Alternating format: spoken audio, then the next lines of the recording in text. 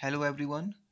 Today's topic is configuration of transistor. अब transistor का configuration कितने प्रकार से किया जाता है, ठीक है ना?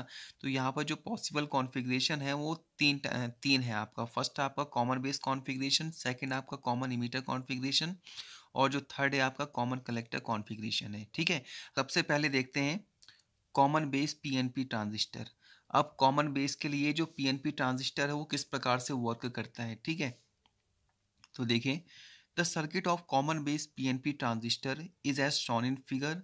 Here the emitter base junction is made forward bias with battery VEB and the collector base junction is made reverse bias with battery VCC. ये जो आपका कॉमन बेस पीएनपी ट्रांजिस्टर है, इसमें जो इमीटर बेस जंक्शन होता है आपका, ठीक है, ये आपका फॉरवर्ड वाइज्ड होता है, ठीक है।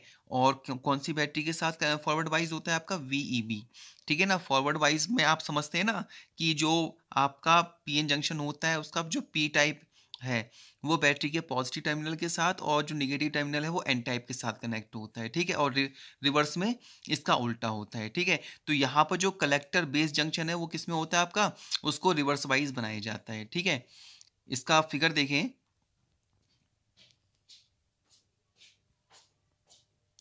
फिगर के थ्रू ही मैं पूरी वर्किंग बता दूंगा, तो यहाँ पर ध्यान देना है। तो देखें यहाँ पर फिगर में हमारे पास पीएनपी जंक्शन है, ठीक है, पीएनपी ट्रांजिस्टर है। यहाँ पर हम पीएन जंक्शन की बात करते हैं, यानी इमीटर बेस जंक्शन की बात करते हैं फर्स्ट। तो जो इमीटर है वो बैटरी के पॉजिटिव टर्मिनल के साथ कनेक्ट है और जो बेस है वो निगेटिव टर्मिनल के साथ कनेक्ट है। और ये जो बैटरी है वो क्या है आपका वीईबी है, ठीक है। तो वीईबी बैटरी के पॉजिटिव टर्मिनल के साथ पी रीजन है और निगेटिव टर्मिनल के साथ एन रीजन है। अब यहाँ पर जो बेस कलेक्टर जंक्शन है, तो यहाँ पर ये क्या है आपका रिवर्स वाइज्ड है।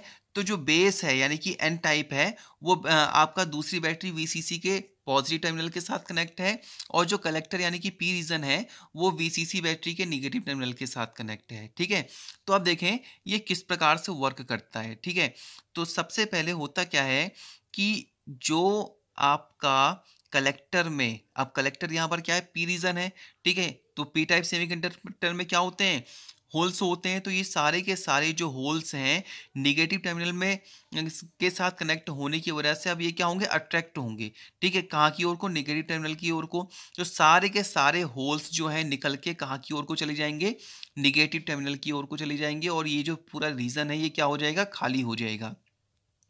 जबकि जो आपका इमीटर है वो भी क्या है आपका पी टाइप है, तो यहाँ पर भी होल्स होते हैं। लेकिन ये जो है आपका जो दूसरी बैटरी वीईबी है इसके पॉजिटिव टर्मिनल के साथ कनेक्ट है। अब होल्स भी पॉजिटिव होते हैं तो ये क्या होगा, यहाँ पर रिपल्सन फोर्स लगेगा।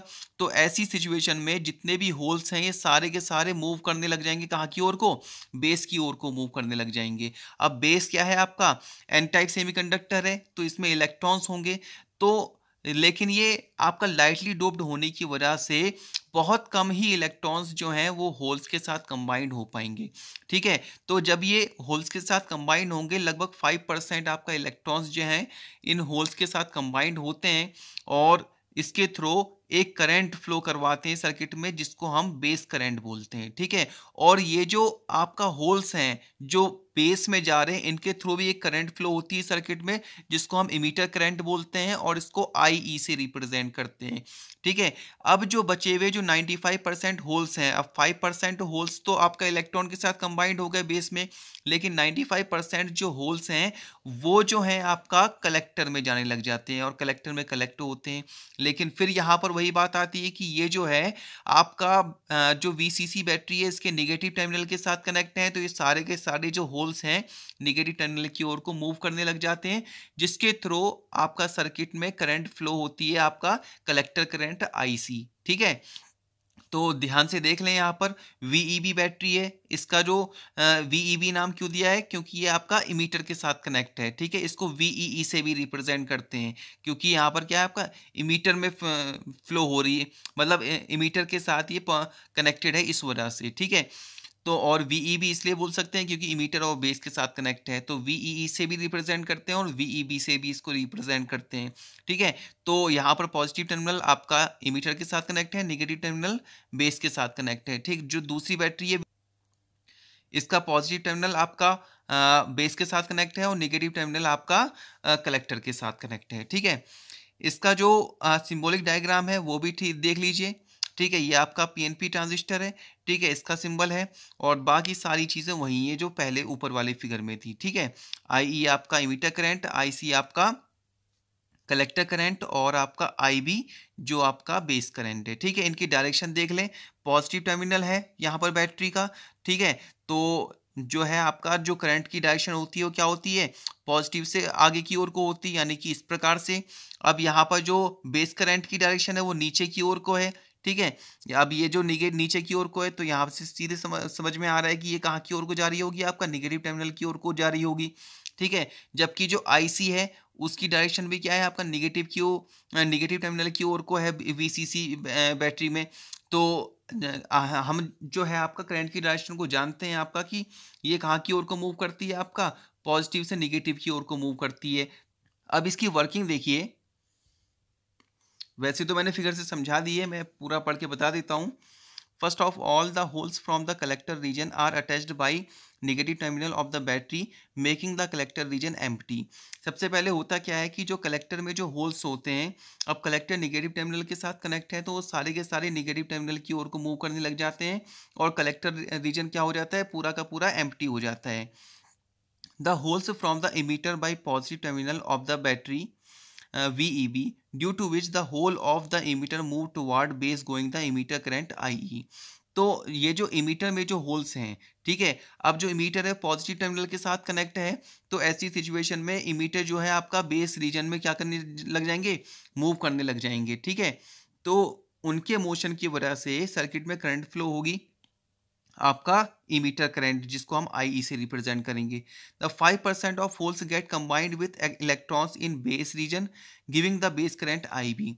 5% होल्स जो आपका होल्स इमीटर से बेस में जा रहे हैं उसके 5% होल्स जो हैं आपका बेस में जो इलेक्ट्रॉन प्रेजेंट है उनके साथ कंबाइंड होंगे और आपका बेस करंट देंगे आई बी, ठीक है। Remaining 95% holes will move to collector giving the collector current IC. और जो 95% होल्स जो बच जा रहे हैं, ठीक है, वो आपका कलेक्टर में जाएंगे और कलेक्टर में जाने की वजह से कलेक्टर में जो करंट फ्लो होगी उसको हम कलेक्टर करंट कहेंगे और उसको आईसी से रिप्रेजेंट करेंगे, ठीक है। ये जो हमारा जंक्शन है, ठीक है, इस जंक्शन पर 3 करंट आ रही हैं और जा रही हैं, ठीक है। यहाँ पर हम देखें, यहाँ से आई करंट मूव हो रही है, ठीक है, और यहाँ पर आई भी करंट इंटर हो रही है और आईसी करंट भी यहाँ पर क्या आ रही है, इंटर हो रही है। तो अगर हम यहाँ पर किरचॉफ रूल लगाएंगे, ठीक है, तो किरचॉफ रूल लगाने पर हमें क्या मिलेगा, किरचॉफ की जो फर्स्ट लॉ होती है आपका जंक्शन लॉ, ठीक है, वो लगाई तो हमने यहाँ पर आई क्या हो रहा है आपका, बाहर जा रही है जंक्शन से तो इसको निगेटिव साइन के साथ लिया, ठीक है। तो माइनस आई, आई बी और आई सी इंटर हो रहे हैं तो plus I B plus I C, तो इनका सम कितना होगा, जीरो होगा। तो minus I E plus I B plus I C equal to zero, और यहाँ से आई ई की वैल्यू हमारे पास कितनी आ गई, आई बी प्लस आई सी, ठीक है। यहाँ पर ध्यान देने वाली बात यह है कि जो बेस करंट है वो आपका 5% होल्स की वजह से फ्लो हो रही थी जो इलेक्ट्रॉन के साथ कंबाइंड हो रहे थे।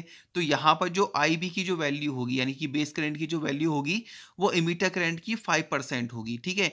और जो आपका कलेक्टर करंट है वो 95% होल्स की वजह से फ्लो हो रही थी, ठीक है। तो इसी वजह से जो आई सी की वैल्यू होगी वो आई ई की कितनी होगी, 95% होगी, ठीक है।